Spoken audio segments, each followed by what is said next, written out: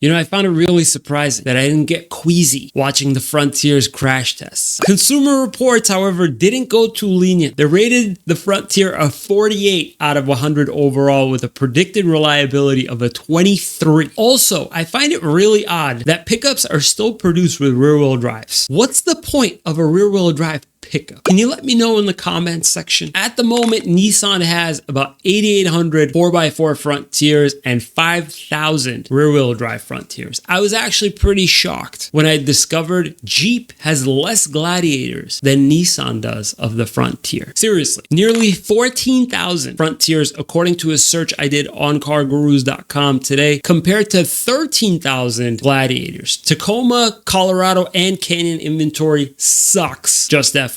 Nissan dealers are really only stocked with Pro and SVs with a 50-50 split of that inventory, not really seeing any SL or S. Now, I scrolled through Car Gurus and picked out a Frontier with an MSRP of $43,105. I use iSeeCars.com, and according to them, they've put the invoice price of a Frontier at about 4.7% less than the MSRP. I think that 4.7% and more is definitely possible on the Frontier. So I'm going to suggest that you target a minimum of that, but shoot for double than that initially and settle for 4.7% as the least you'll take. This would land you at a target selling price of about $41,083. Frontiers hold their value really well. And according to like a bunch of resources, they hold their value really well. So if you hang on to it for about 5 years, you're probably seeing about a 60% hold on its value. Right now, Nissan's offering 3.99% at 60 months, no rebates, nothing like that. And the lease program, really nothing promotional about that either. A 67% residual for 36 months at 12,000 miles a year, and a 0.00283 money factor, which translates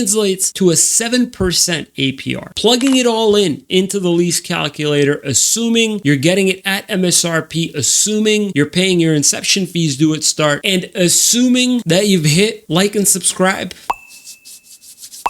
we'd be talking about $537 a month. That's not including sales tax. What I'm about to say is kind of a big deal. The amount of interest, or quote unquote finance charge, you're going to be paying over the 3-year lease is coming out to about $7,128. By comparison, a 4-year loan financing the 41K at 3.99% would equate to $3,400 in accrued interest. Higher payment, yes, definitely, but well worth it in my opinion. In the description below, you'll find my suggested lease numbers for the other trims, as well as a text summary for this negotiation guide. I am giving this a C. The promotional 3.99 is cool. And knowing that you've got about 13,000 in stock to play around with tells me negotiability is pretty high. But the money factor and finance charge are really terrible. 5-year resale, assuming you're keeping it in decent shape with under about 60, 70,000 miles, you should be able to pull about $25,000 to $26,000 on it privately. If you trade, expect around $20,000 to $21,000. You guys, I was really surprised when I found out there's only 500 2020, 2021 Frontiers with less than 40,000 miles in the US at the moment. The typical one, though, I'm seeing, even though there's only 500 of them, is about a $24,000 SV. In my opinion, between lease finance charges being silly and used ones being really hard to find, I'd probably buy a brand new one using the 4-year 3.99% promotional APR and negotiate pretty hard with a bunch of different dealerships. Just an FYI, you guys, in the description below, you'll find all sorts of resources to help you to navigate buying a new or a used car. And if you found this information useful,